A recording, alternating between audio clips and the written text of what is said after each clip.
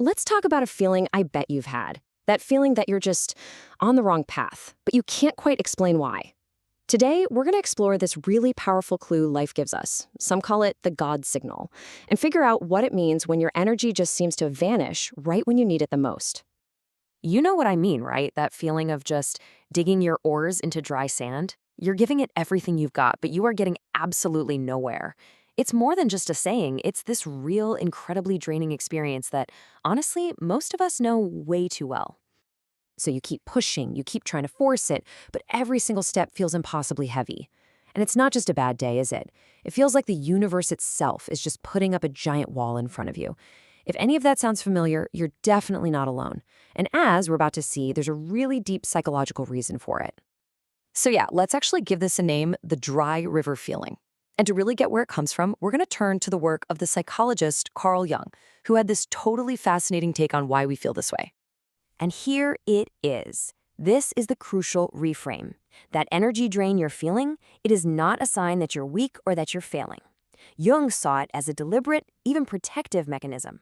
Your deeper self, what he calls the soul, is basically pulling the emergency brake to stop you from going any further down a path that just isn't right for you.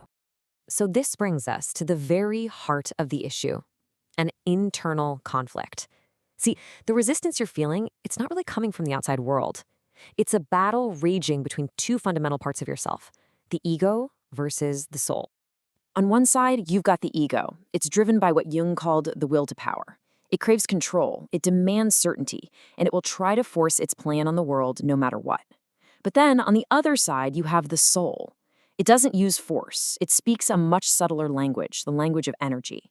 It's trying to guide you toward alignment and gently signal when it's time to stop. And that right there, that's it. That's where the struggle comes from.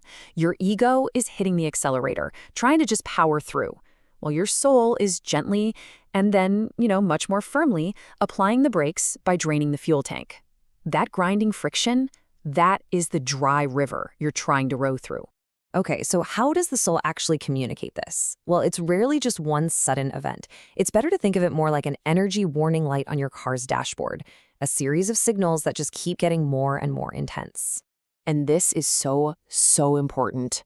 Before the opportunity goes away, before the relationship ends, before the project fails, your energy goes first. It is the absolute earliest and most reliable warning that you are moving out of alignment with your true self. It all starts pretty subtly. At first, it's just this little bit of fatigue you can't quite shake. Then it's a loss of enthusiasm for things that used to really excite you. If you ignore that, it gets way more intense, into that feeling we all know as burnout. And if you still try to push through, well, the soul takes its final step, a forced stop, what feels like a total collapse. Let's go back to that car dashboard analogy because it's perfect.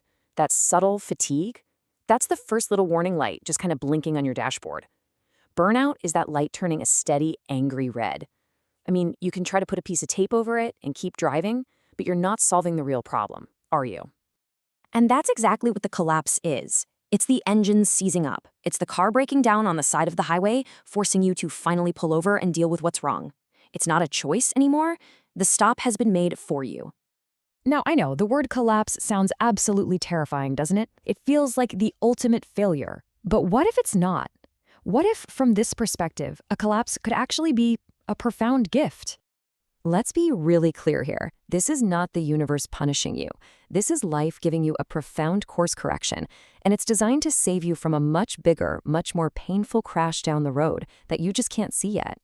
Jung saw these collapses, a job ending, a relationship breaking apart, as a necessary dismantling.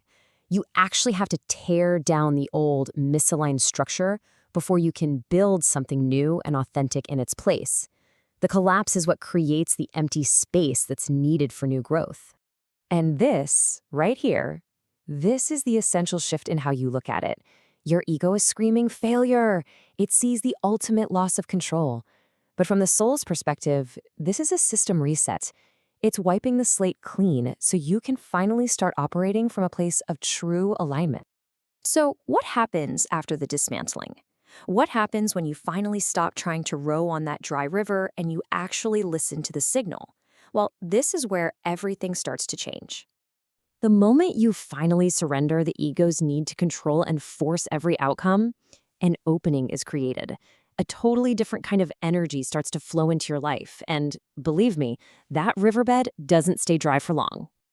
All of a sudden, you start noticing synchronicities. You know, those meaningful coincidences. The right person calls you at exactly the right time. You stumble upon the perfect book. An unexpected opportunity just appears out of nowhere. It's like the universe is confirming that you're now moving with the current, not against it, guiding you to a path you never could have planned with your ego. And you know, the ultimate sign, it isn't some loud, triumphant success. It's not about achieving the ego's original goal at all. The final, most profound sign that you are on the right path is a deep, quiet, unshakable sense of peace. It's the feeling of finally being home. So, I'll leave you with this to think about. Look back at your own life for a minute. When have you felt your energy just withdraw? Do you think maybe it was a signal? And what happened when you finally stopped rowing and decided to listen? Thanks for joining me for this one.